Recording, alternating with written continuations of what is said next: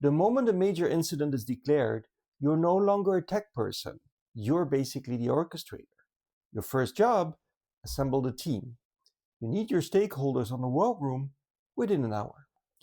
Your leadership, IT, which may include teams like network, infrastructure, hosting, cloud, application support, end user support teams, but also HR, the communications department, and even most importantly, cyber insurance if you have it, and legal and or your privacy team.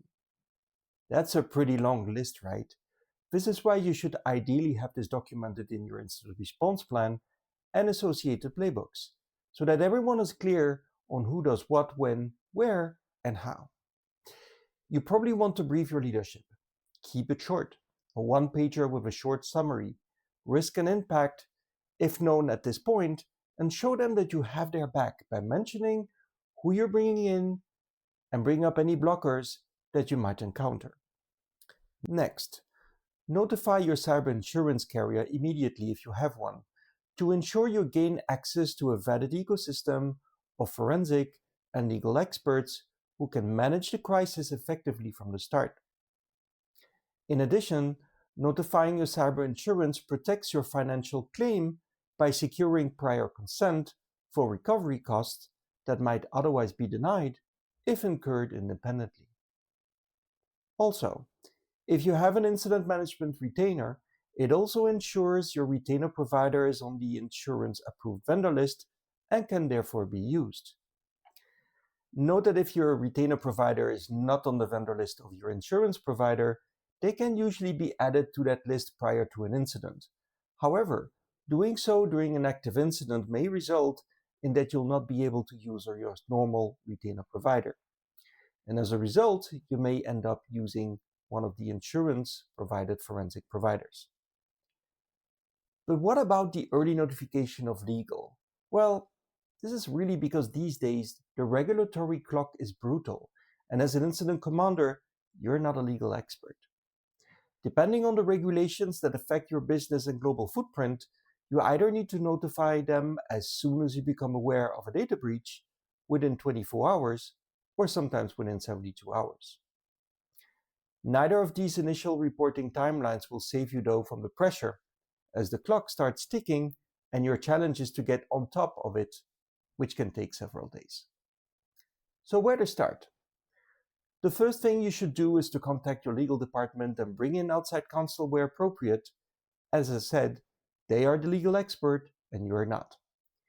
In some cases, and depending on the jurisdiction you're operating under, they will assist you in preserving legal privilege. Don't let everyone basically write things like, "we messed up" in a Slack channel. Have your legal counsel chime in before even the first written product is started. They might ask you to keep the updates and reports under attorney-client privilege or something similar, protecting you from being sued with your own evidence later in the marathon. And sometimes they may choose that you provide nothing in written, which is a true deviation of what is generally documented in your incident response plan. Pretty disturbing, right? But if you know this in advance, it becomes a lot less stressful. The next party to inform, law enforcement. Now, many people may hesitate to call law enforcement because they fear losing control over the investigation. Ideally, you want to have established your security contacts with law enforcement in advance of a security incident. Doing so during a major incident might add unnecessary stress. Usually, your legal or HR department might already have established contact with law enforcement, in case which they should be leveraged. Your main law enforcement contact information details should ideally be added in advance into your incident response plan. The last thing you want is having to Google for "how do I notify law enforcement" in the middle of a crisis. Let's return to the fear of calling law enforcement. In reality, law enforcement is actually one of your biggest levers. Here's what they bring to the game.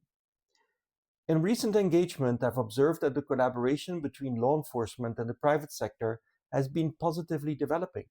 In some cases, law enforcement even walked into the offices of my victim customers before they were even called. And this occurred in 2 different continents, in 3 different countries, and 3 different agencies. In addition, I've had cases where law enforcement had decryption keys for specific ransomware families. Finally, they should be contacted for sharing indicators of compromise, as the reach they have into the world of threat actors goes beyond the borders that we control, and they can help with takedown efforts. The main internal and technical teams you need to assemble are representatives from IT, network, infrastructure, cloud, application support, and end-user support teams. These team stakeholders should ideally all be upfront, clearly defined in your incident response plan and playbooks. The main items for your internal teams is to ensure they get prepared to work extended hours and start planning for a work, shift, rota, or follow the sun model. In summary, there's a rush at each start of a major incident to implicate a fairly long list of stakeholders. To speed up the execution to reach all of them in a timely manner, ideally have a checklist ready and start your call workflow. If you've liked this video, please leave a like or comment, and I'll see you in the next video. Thanks.